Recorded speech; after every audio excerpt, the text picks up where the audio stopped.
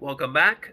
In this video, I want to talk about two Hertz frequencies or binaural beats that have assisted me and helped me in attaining the hypnagogic state during meditation to utilize, because you can utilize the hypnagogic state to enter into a lucid dream situation, or you can use it to do a full-on OBE. All right, you can use it as a tool. Is it recommended for everybody to experiment with different Hertz frequencies or binaural beats and whatnot? I don't think it's unsafe. I've never heard of anybody meditating and utilizing these on some headphones and having something horrible happen. So I think that they assist. They're like a simple, helpful tool, right? You can't depend on different Hertz frequencies or binaural beats to get you to those states of consciousness that you're seeking through your meditation. But I do think, from my own experiments, there's two particular Hertz frequencies that have helped get me into the hypnagogic state more easily. And then once you're in hypnagogic state, then that's when you are, utilizing different techniques and you're moving to the next phases, right? You're past the help from the Hertz frequencies. They've already gotten you to that next phase. And they become irrelevant at some point, because once you get deeper and deeper into a hypnagogic state, you don't hear the Hertz frequencies anymore. They're gone. That's kind of like a good sign of when you actually transition into deeper states of consciousness or meditation within itself, is when those binaural beats become non-existent, just like how your physical body goes numb, starts to fall asleep, like hypnagogic state, and you don't feel the body anymore. It's your body, your physical body doesn't exist anymore. So, and time doesn't exist either. Full on, really deep hypnagogic state. Your consciousness is in that position where your body's falling asleep, your brain's falling asleep, but your consciousness and your mind is still alert and awake and conscious, right?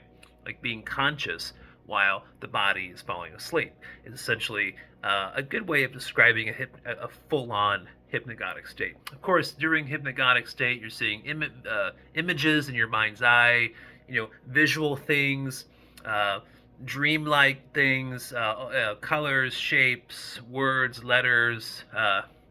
Auditory gets heightened, auditory senses increase, visual senses increase, but your visual senses increase, but it's through your mind's eye, not through your physical eyes, because believe me, I've done this stuff with like a total 100% blackout sleep mask, and you're seeing colors, you're seeing images.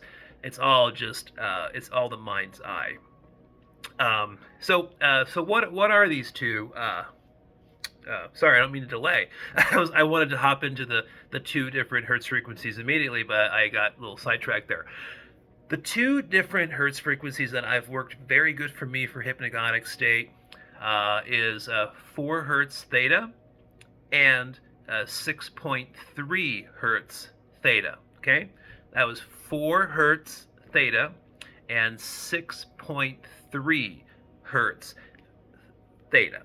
So if you just find those on YouTube or anywhere on your Google, you'll find some stuff, and then just wear some noise canceling headphones and just get in your relaxing spot, put the headphones on, and put the blackout sleep masks on, because they do help with the experimentation of it, and those two Hertz frequencies, those binaural beats, definitely have helped me a lot. Whenever I've tried to use them in getting to a pretty solid hypnagogic state. The other benefit of putting noise canceling headphones on and having these two particular Theta Hertz frequencies going is that it also kind of blocks out some of the exterior distractions and noises from your yard or from inside your house, or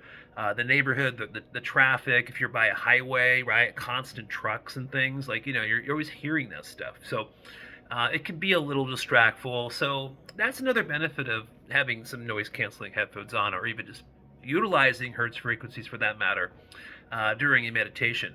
But let me get back to the hypnagogic state. So again, these 2 hertz frequencies I mentioned in this video can be helpful, right, in just getting you to that state, right?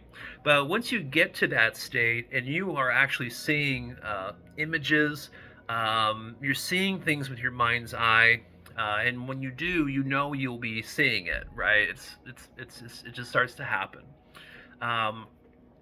One trick to really get deeper into that process and then utilize that for astral projection, or if you just want to create your own lucid dream situation, play it safer instead of actually going out of body. One thing you can try and do or practice is when you see the random imagery in your mind during the hypnagogic phase, let it kind of come through, let it cycle through, right? Because a lot of times the stuff you see is just kind of random. But when you see something that actually has some significance to yourself, not to me, not to your neighbor, but it's just a more personalized thing, with yourself. It could be something connected to emotional energy. It can be connected to all kinds of things.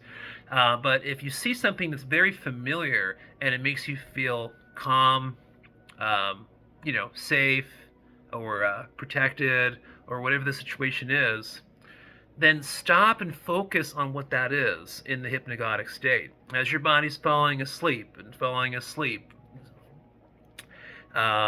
and you're consciously aware, and you're focusing on whatever that particular image is that you resonate with, that pops up, or create your own image in that state. You can, create your own shapes and symbols, and you can create whatever you want, really. Of course, that takes a little more practice, but to keep it simple, just work with the randomness of the imagery, which is what most people experience when they experience this stuff. And, even if it takes 10 or 20 images to roll on through, just wait. Wait for the one that you really feel good about and safe, and then focus on that image.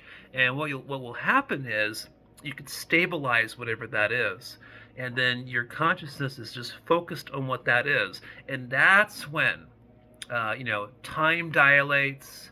You can't hear the binaural beats, these hertz frequencies. They don't exist anymore. Your body's completely numb. You can't feel it. That's when you then move your techniques over to transition to a different phase, and that phase is searching and sensing and feeling for your energy body. Those are the perfect opportunities where your consciousness is going to be way more free and receptive and open to working with or exercising the energy body. Most likely it'll be your etheric layer. That's the most likely thing. And so feel for it and sense it and have that focus, that intention. And in most cases, you will feel something. Something will be completely evident to you, and then just kind of go with it. Just follow your intuition, see where it goes for you. Yeah, so that's the video for today. I just wanted to share those 2 hertz frequencies in theta, which I already mentioned a few times. And if those kind of things can be helpful or assist you to get you to a certain meditative state or to a hypnagogic state, to then assist you with an OBE or any other thing you're trying to use it for, then I hope this video was helpful. All right, talk to you guys soon. Peace and positive energy, as always. Bye.